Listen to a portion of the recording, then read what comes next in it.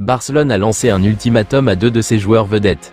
Diario Sport rapporte que le club catalan a informé le défenseur Ronald Araujo et le milieu de terrain Frenkie de Jong qu'ils devaient prolonger leur contrat d'ici la fin de la saison. S'ils ne le font pas, les joueurs seront mis en vente. Il est à noter que les discussions avec l'Uruguayen et le joueur néerlandais progressent positivement, et tous deux souhaitent rester avec l'équipe. De plus, il est rapporté que Barcelone est sur le point de finaliser de nouveaux contrats avec les milieux de terrain Gavi et Pedri, avec un accord de principe déjà conclu. Joan Laporta souhaite que Frenkie de Jong signe un nouveau contrat avec le Barça et reste au-delà de cette saison, rapporte Alfredo Martinez. Le président du Barça aimerait que Ronald Araujo suive lui aussi le même chemin. Contrairement à de Jong, l'Uruguayen exprime son désir de rester, bien que Laporta pense que le Néerlandais est également favorable à un maintien. Laporta pense que Frenkie serait très utile au club. Plus tôt, il a été fait état de la « guerre » entre De Jong et la direction du Barça après que le club ait apparemment tenté de se débarrasser de lui lors des précédentes campagnes de transfert. Le contrat actuel de Jong avec les Blaugrana expire en 2026.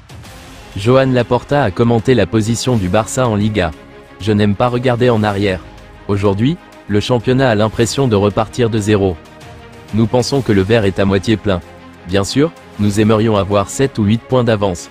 Nous avons perdu des points que nous n'aurions pas dû perdre, mais pour moi, c'est du passé. Nous devons aller de l'avant et faire en sorte que l'équipe comprenne que chaque match ressemble désormais à un match de Ligue des Champions. C'est la mentalité dont nous avons besoin pour le match contre l'Atlético, a déclaré le président du Barça. Les proches de Dani Olmo commencent à s'inquiéter de l'incertitude concernant l'inscription du joueur pour la deuxième moitié de la saison de la Liga, rapporte Alex Pintanel de Relevo. Il pense cependant que Barcelone finira par inscrire l'Espagnol.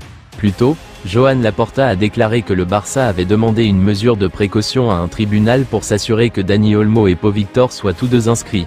Nous avons demandé une mesure conservatoire à la justice ordinaire. S'ils nous la donnent, nous les aurions déjà inscrits, a déclaré Joan Laporta lorsqu'on l'a interrogé sur l'inscription en Liga de Dani Olmo et Pau Victor. Nous espérons également que la marge salariale laissée par Marc-André Ter Stegen sera suffisante pour inscrire les deux joueurs, a ajouté le président du Barça. Dani Olmo et Pau Victor ne sont actuellement pas inscrits pour la deuxième moitié de la saison de la Liga. Le Barça cherche des formules possibles pour y parvenir. L'une d'entre elles consiste à utiliser 80% du salaire de Marc-André Ter Stegen, qui est blessé jusqu'à la fin de la saison. Olmo pourrait quitter Barcelone s'ils ne l'inscrivent pas pour le reste de la saison. Le président du FC Barcelone, Joan Laporta, a donné une mise à jour sur la reconstruction du Camp Nou. Nous faisons du nouveau Spotify Camp Nou une réalité, qui continue d'avancer avec quelques impondérables, a-t-il déclaré. Nous ne reviendrons pas avant la fin de la première phase de la Ligue des Champions, mais nous travaillons pour que les conditions soient réunies. Il y a des moments plus glorieux que d'autres, mais nous travaillons pour apporter de bonnes nouvelles en 2025. J'espère qu'elles viendront du Spotify Camp Nou, qui est un lieu où les culés peuvent être heureux.